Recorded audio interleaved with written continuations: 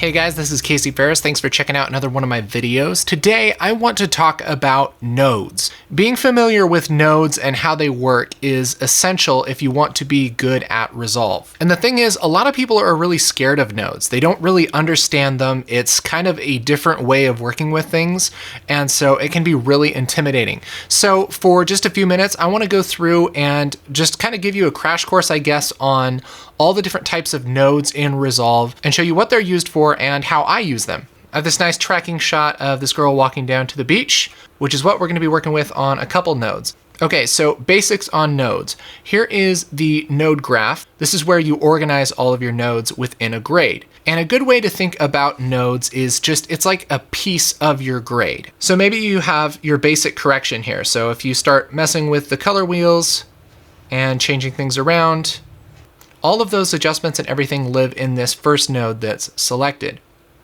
Now, you can do a bunch within just one node, but where Resolve gets really powerful is when you can combine nodes. So let's say I like this initial grade in this shot, but now I want to get a little more detailed and adjust some parts of the shot. It would be really tricky to do all of that in the same node, because if I, say, want to select this lady's shirt, and I go and grab my window, you see, it's limiting all of that grading that I did just to that window. So I can't really just work on a part of the image and leave the rest of it intact. So what you have to do is work in different nodes. So if you right click on a node, you can say change label, and that's what I'm going to do so that we can stay organized. So I'm going to call this primary, and a primary correction is just a correction that's over everything. And I'm going to hit Alt S. And what that's going to do is add another node. And the reason I used Alt S is because this is a serial node. And how it works is everything that I've done in this node now gets brought into this node as its input. And so if I make this node really pink, this node is starting out with a pink image. If I were to disable this node by just clicking on the number, you see I'm starting with this original image. It's pretty much the same thing as if I only had one node and this was connected to my input. And so the grade flows from left to right. So first we're going to make it pink, and then we're going to desaturate it. That's how the node graph works, and that's especially how serial nodes work. They work in order. And so if I make it pink and then desaturate it, add another serial node and make it blue, it's going to end up blue. But if I were to switch the order around, which I can do just by selecting and deleting these lines and moving things around and reconnecting all of my nodes, you see I get a different result. That's because the order of these nodes really matters. So I'm going to go back to my original grade here. And so this first node is a serial node, and I can stack as many of these as I want and do stuff in whatever order I want, and it will just pile on those corrections. Now, if you're already lost and you're like, what in the world, how does this work? Think about a serial node as an adjustment layer in Photoshop, something like that, okay? So we have, this first node is our first layer. Second node is our second layer. Third node's our third layer, and so on. And each layer only affects the layers that were below it. And so I'm starting with my primary balance, and then I'm making it pink, then I'm making it blue, and then I'm warming up those midtones. So it's all in order. Now, a lot of the time, a serial node is what you're going to be using. It's really easy just to do your primary grade, and then maybe, let's say you want to do a vignette. And so you'll make a second node, make your circle window, and darken down those edges. So that makes sense. We have the primary grade, and then we're putting a vignette over it. It's in order. For most basic grading, that's pretty much what you're going to use. So the first node that pops up by default is a serial node. And so you can do your adjustments in serial node. And if you want to adjust more parts of the image, you can make new nodes, but they all flow into each other. So I'll call this primary, and then let's call this plants. Maybe what I want to do in this one is change the color of all this plant life. And so I'm going to grab my keyer, I'm going to use my 3D keyer, and just draw on a few of these plants. And I'm going to hit Shift H for highlight and adjust my key a little bit. And of course, I'd normally spend a little more time, but I'm just showing you. So I have my plants key now. And let's say I just want to, I don't know, do some horrible thing where I make all the plants a lavender field. So this lady's just like going out there to have a super bad allergic reaction or something. So now I have all of my purple plants, and that's qualified with this keyer that's selecting this specific green. So if I turn this off and go back to my primary node, and I don't know, let's say I'll cool this down a little bit, and then I turn back on my plants node, look what happens. Absolutely nothing, because this node is looking for this warm green color, which just isn't there anymore because I messed with it in my primary. So that sucks. Now I have to go back and rekey things. So now I can grab my stuff and key it again. So that's one of those things to keep in mind when you're working with serial nodes. They all flow into each other. So if you make an adjustment in an early node, the later nodes are going to be affected. So let's do this a smarter way. I'm gonna get rid of my plants node, make my primary something tasteful again. Now what I'm gonna do is add a different type of node. So with my first node selected, I'm gonna go up to nodes and hit add parallel node. And what a parallel node does is instead of adjusting things after the first node, it adjusts them at the same time. So the image that is being input into number 3 looks just like this, and the image for number 1 looks just like this. So they're getting the exact same image. And now if I grab my key and play with the hue and make the horrible purple plants, go up to my primary, and if I change things around, look, it doesn't change that key. And so I'm doing both of these adjustments at the same time. I'm doing all my primary stuff, warming up those midtones, and I'm also making the plants purple. And I can just go crazy sauce with this and it doesn't mess with my key because this node is taking its key from the input, not from this node. So that's a really smart way to work if you're doing a lot of secondaries and doing a lot of fancy things in the later nodes that you don't want to mess up when you change your first node. So we've done serial nodes and parallel nodes, and I'm just gonna reset this. So now let's look at a node that's kind of similar to a parallel node, and it's called a layer node.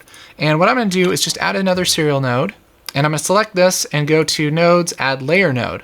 And that looks almost exactly like a parallel node, except for this little doohickey right here says layer instead of parallel. Now, parallel nodes combined together, they're doing a bunch of different things all at the same time. A layer node actually composites on top of another layer, and it's kind of set up a little weird.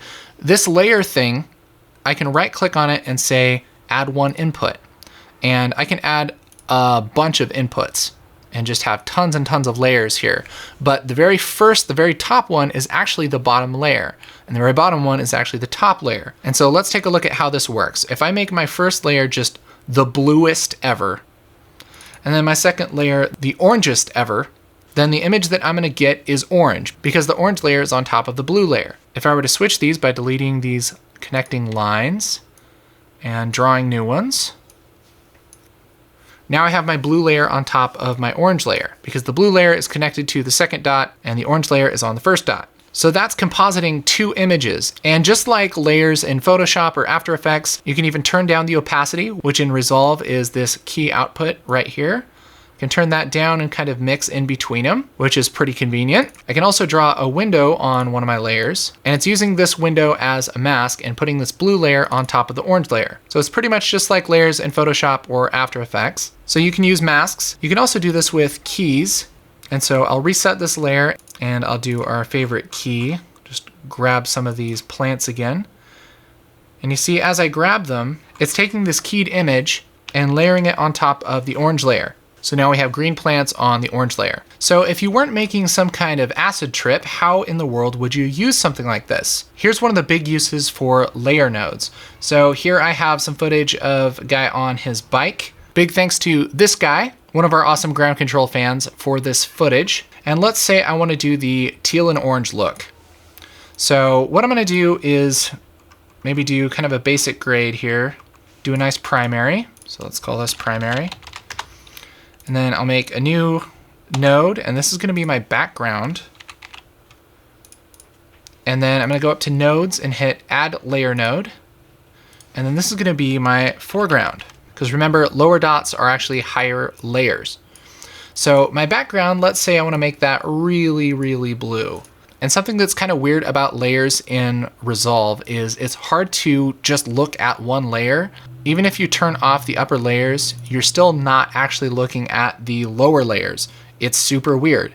And so what I always do is just hit highlight when I have my lower layers selected, and I can see exactly what I'm doing just in my lower layers. And so I'm going to make my background kind of this blue, something like that. And then my upper layer, I'm going to key, and I'm going to key his skin. And so now we have those natural skin tones on top of that blue. And so if I didn't composite those skin tones, that's what it would look like. And to tweak this a little bit, I can select my foreground layer, go to my key, and turn down the opacity and kind of mix in between the two. So I don't have that purple skin, I can kind of blend it so that it looks natural. So that's a great way to use layer nodes. So we have 2 more nodes to touch on. The first one is really easy. It's called an outside node. And so I'm gonna make a serial node here, and I'll make a circle. And if I right click on this and say add outside node, what that does is make another serial node that has the opposite alpha channel. And so if I move this window around, you can see it moves around in my second node too. So I'll make my first node blue, my second node orange, and the second node is the opposite of the first node. This works really great for vignettes and things like that. I can make a circle window and adjust my inside like this, and then make an outside node and do my actual vignette. And so I have a little more control than just doing a vignette on top of my primary. So that's a nice tool to have. The last type of node is called a splitter combiner node. So I have my primary grade, I'm gonna go up to nodes and say add splitter combiner node. And what this does is break this image into 3 channels, red, green, and blue. And the reason you would use this is either to remap channels and do kind of some fancy color effects. And you can also denoise or blur just the blue channel and sometimes clean up your footage a little better that way. Another thing you can do is just maybe blur the red channel or the green channel to have some nice subtle diffusion on the shot. Probably something that you won't use that often, but it's nice to know it's there. So those are the different types of nodes in Resolve. Hopefully that wasn't too scary for you. Hopefully that shines some light on the big scary node monster. If you have any questions or comments, leave them in the comments below. If you like this video, make sure to hit like. And for more DaVinci Resolve tutorials, color grading tutorials, post-production tutorials, make sure to subscribe to my channel here on YouTube. Once again, my name is Casey Ferris. Thanks for watching.